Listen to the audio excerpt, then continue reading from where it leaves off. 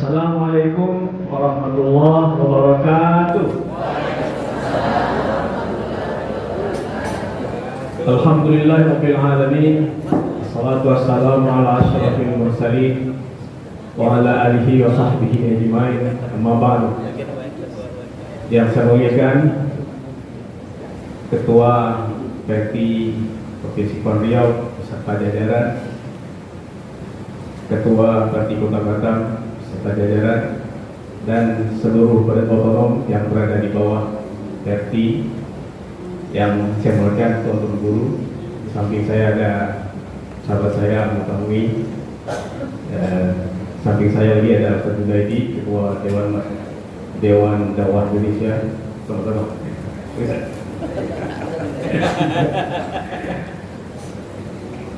baik, pertama kita bersyukur kehadiran Allah Subhanahu wa taala.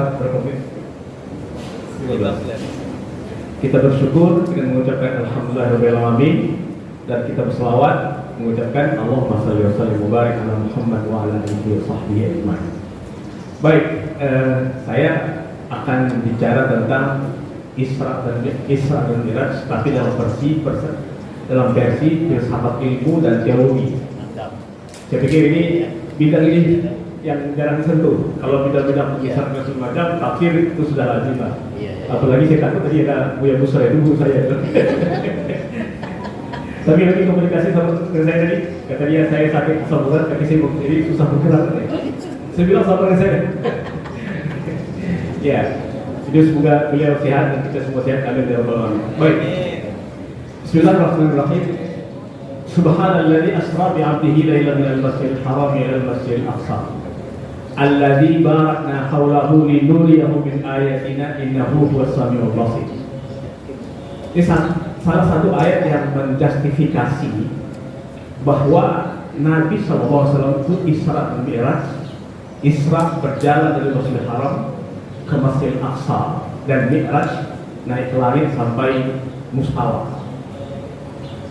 Artinya Maha Suci Allah yang sudah memperjalankan hamba sebagian malam dari Masjidil Haram ke Masjidil Aqsa. Alladzi barakna hawlahu linuriyahu min ayatina, yang buminya Al-Aqsa itu sudah Allah berkahi sekeliling. Untuk apa? Di satu-satunya poin penting dalam Isra, linuriyahu min ayatina, agar kami memperlihatkan kepadanya. Itu target Isra yang penting. Agar kami memperlihatkan Isra Mi'raj kebesaran kami kepadanya. Sesungguhnya Allah Maha mendengar lagi Maha melihat. Ada sini saya mengambil poin. Ada nggak para sahabat yang tidak percaya dengan Muhammad Isra Mi'raj dengan dasar Al-Quran? Ternyata ada. Salah satu Ibnu Ishaq, yang kedua Muawiyah. Ibnu Ishaq meriwayatkan hadis dari Aisyah. Kata dia dari Aisyah. Tapi kalau kita cek lagi hadis itu sebenarnya kata dia gini, Haddasani telah menyampaikan kepada saya ba'du Ali Abi Bakar, sebagai keluarga Abi Bakar. Apa isinya? Aisyah mengatakan, aku tidak pernah kelihatan Nabi. Itu Aisyah, cerita Aisyah begitu. Nah, jadi Ibnu Ishaq mengatakan Isra Mi'raj itu bukan jasad dan ruh, hanya ruh, ya, hanya ruh.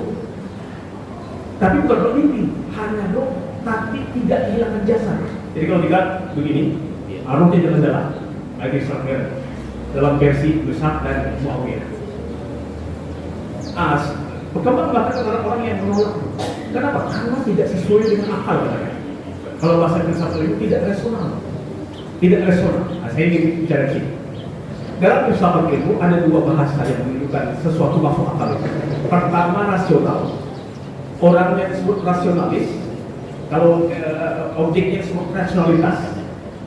Ya. Satu lagi namanya logis.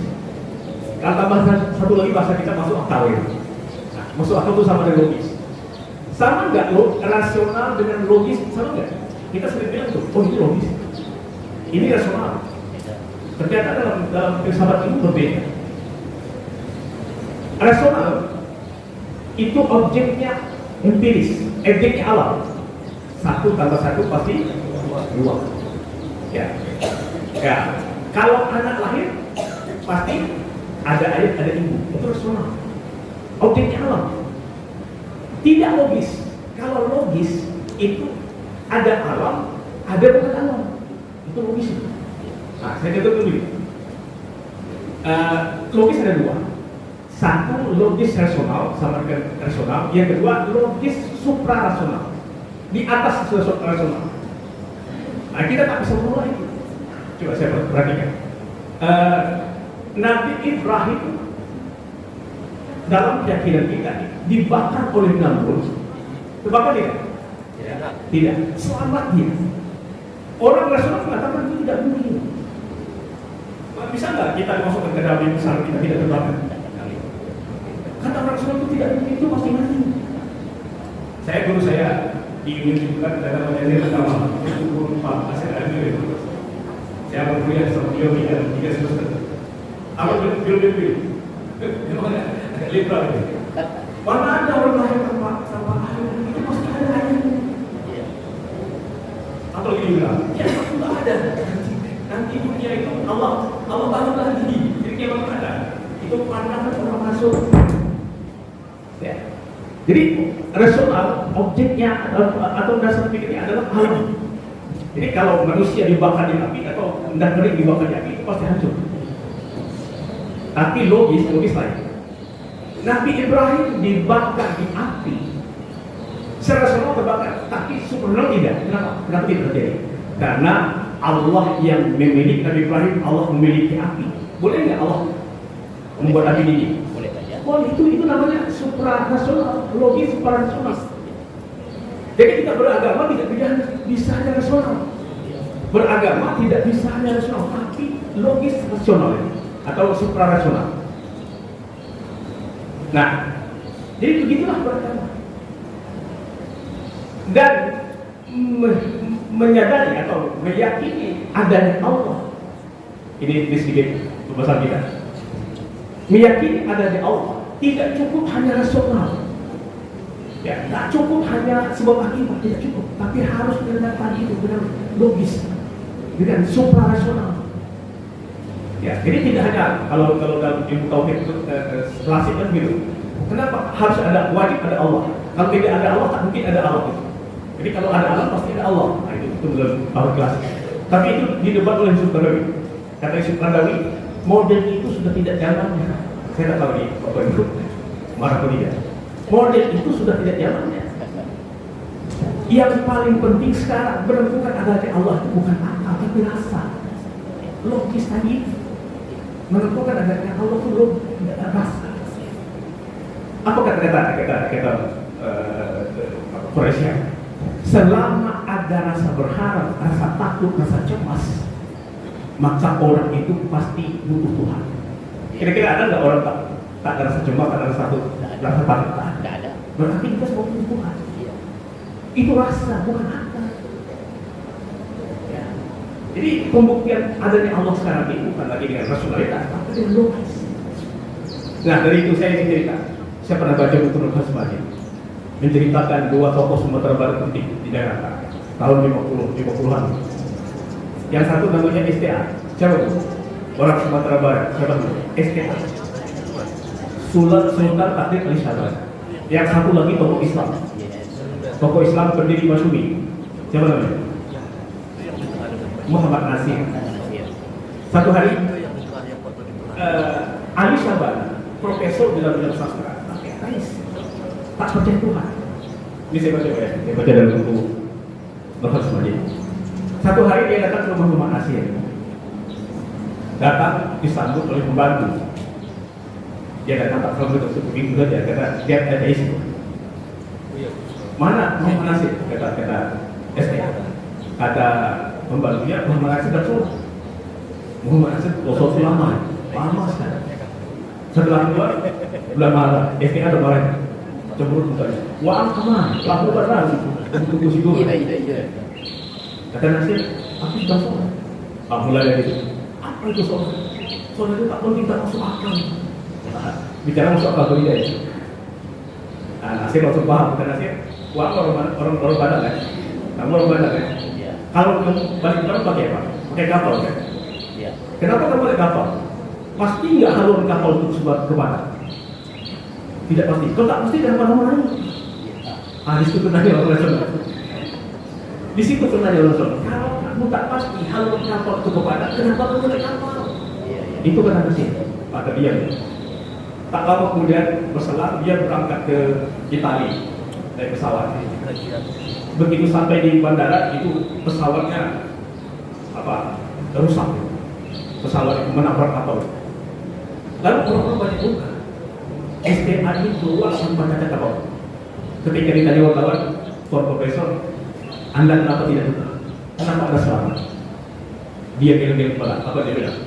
Saya tidak tahu, seakan-akan ada satu zat yang melindungi saya sehingga saya selamat. Balik kita kata dia termohon nasib, uang benar Tuhan keluarga. Uang benar Tuhan itu ada. Dia tak tahu siapa yang menyelamatkan dia. Tapi harusnya dia juga cacat gitu. Tapi saya selamat.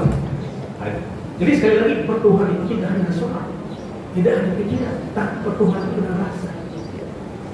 Itu namanya fitrah insaniah. Pengarang kitab Al-Hikmah Ibnu Athaillah ketika ditanya, apa bukti adanya Tuhan? Apa dia bilang? Ya Allah, apakah keberadaanmu yang begitu jelas harus membutuhkan bukti untuk dapat mengetahui engkau ada ya Allah? Sedangkan manusia yang tak jelas, orang-orang tidak bertanya lagi apa buktinya. Jadi bagi orang-orang tasawuf, keberadaan Allah begitu jelas sehingga tidak butuh bukti, tidak butuh adanya Allah. Bagi kalian apa bukti adanya Allah? Ada Allah. Orang pun tidak, bukan ada Allah. Apakah kalau Allah tidak ada, Allah tidak ada? Akan salah kan logikanya? Jadi buktinya adanya Allah, Allah itu sendiri. Bukti adanya Allah, Allah itu sendiri. Maka kata Nasruddin Umar, kalau kita memandang pohon kayu, kita tak nampak Allah di sana. Kita tahu kita masih salah. Jadi bagi orang-orang belakangan bahwa tauhid itu bukan dari logika saja, bukan dari rasional saja, tapi dari rasa.